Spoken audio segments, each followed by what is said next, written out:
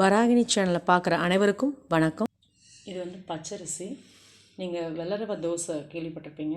இது வந்து சம்பா ரவை தோசை எப்படி போடுறதுன்னு சொல்கிறேன். பச்சரிசியை எப்பயும் போல் கழுவி சுத்தம் பண்ணி வெயிலில் காய வச்சு எடுத்து வச்சுக்கணும்.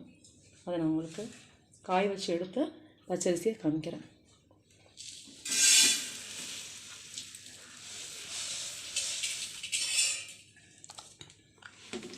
இது ஒரு டம்ளரு. நம்ம வீட்டில் ஒரு 4 பேர் இருந்தோம் அப்படின்னா இந்த ஒரு டம்ளர் போதும். பெரிய டம்ளரில் ஒரு டம்ளர் போட்டுக்கோங்க. அதே அளவு சம்பா ரவையும் ஒரு டம்ளர் போட்டுக்கணும்.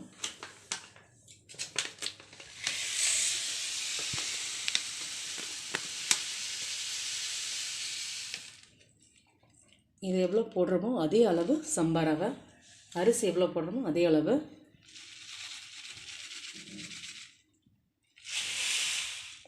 பார்த்துக்கோங்க.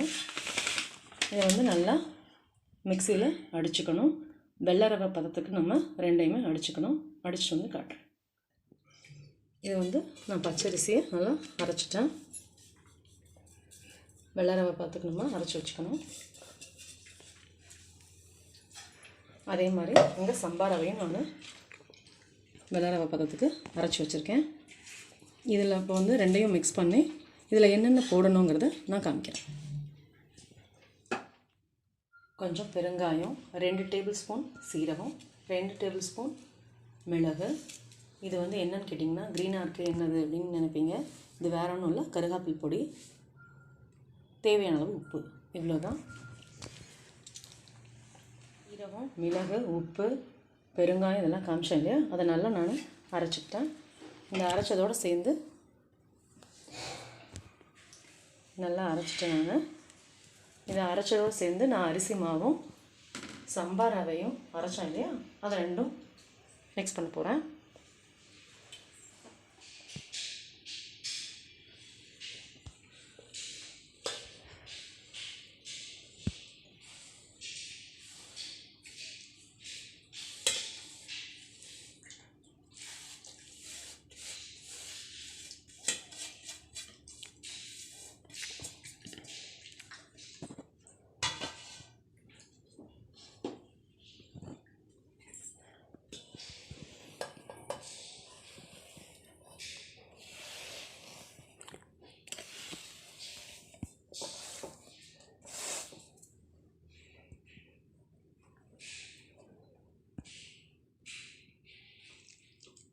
இது வேணுங்கிற அளவுக்கு தண்ணி நம்ம ஆட் பண்ணிக்கலாம்.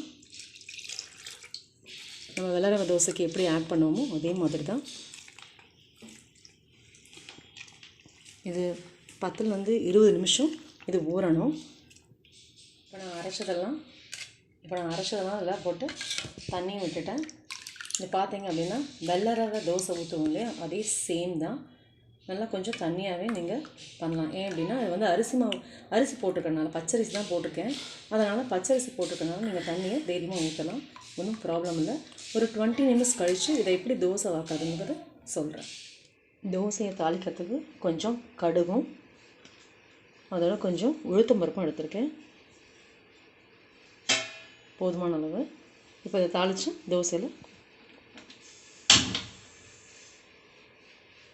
தேவையான அளவு கொஞ்சம் எண்ணெய் விட்டுக்கோங்க, போதும்.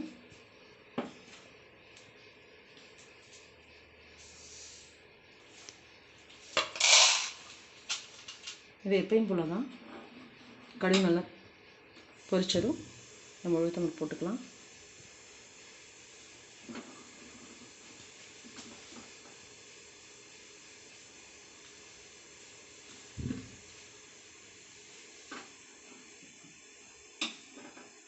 இப்போ கடுகு வெடிச்சிருச்சு, நம்ம கடலைப்பருப்பு அதில் ஆட் பண்ணிக்கலாம். அந்த வாசனையே பார்த்திங்கன்னா ரொம்ப நல்லாயிருக்கும்.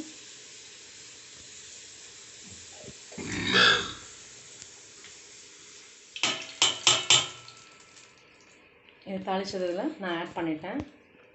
இப்போ பார்த்திங்கன்னா 20 நிமிஷம் கழித்து உங்களுக்கு மேலே தண்ணி மாதிரி நிற்குது இல்லையா, அதுதான் நல்லா ஊறிடுச்சு பாருங்கள். சம்பா ரவை தான் அது, வெள்ளை ரவை இல்லை. சம்பா ரவையும் பச்சரிசியும் தான் நான் மிக்ஸ் பண்ணியிருக்கேன். இப்போ பார்த்திங்கன்னா 20 நிமிஷம் கழித்து நல்லா இது ஊறிடுச்சு. நல்லா மிக்ஸ் பண்ணி இந்த பதத்துக்கு நீங்கள் வச்சுக்கிட்டா போதும். வெள்ளை தோசைக்கு எப்படி நீங்கள் இது பண்ணீங்களோ அதே மாதிரி தான் பார்த்துக்கோங்க. இதை போட்டிங்க அப்படின்னா சின்ன குழந்தைங்க முதல் கொண்டு எல்லாருமே நல்லா சாப்பிடுவாங்க. நான் ஒரு தோசை ஊற்றி காட்டுறேன் பாருங்கள்.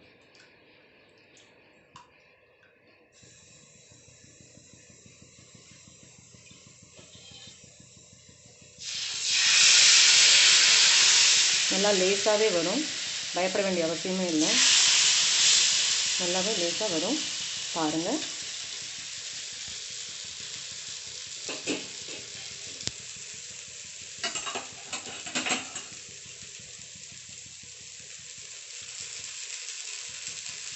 சம்பா ரவைனா நிறைய நமக்கு வந்து எண்ணெய் பிடிக்காது, சும்மா அங்கங்கே 2 ட்ராப்ஸ் விட்டால் போதும்.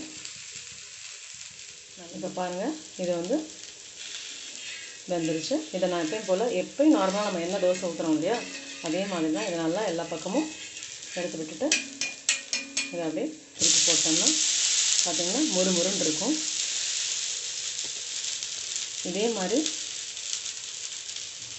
ஃப்ரண்ட்டும் பேக்கும் ஆனப்புறம் எடுக்க தோசை ரெடி.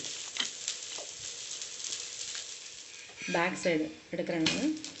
ஃப்ரண்ட்டு பேக்கு நல்லா முறுமுறுன்னு ஆயிடுச்சு.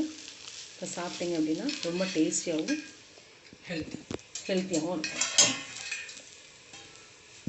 நீங்கள் இதை ட்ரை பண்ணி பார்த்துட்டு கமெண்ட் பண்ணுங்கள். ஏதாவது சந்தேகம்னாலும் கேளுங்க. தேங்க்யூ. இந்த வராணி சேனலை பார்க்குற நீங்கள் ஷேர் பண்ணுங்கள், லைக் பண்ணுங்கள், சப்ஸ்கிரைப் பண்ணுங்கள், மறக்காமல் பெல் ஐக்கானை கிளிக் பண்ணிவிடுங்க.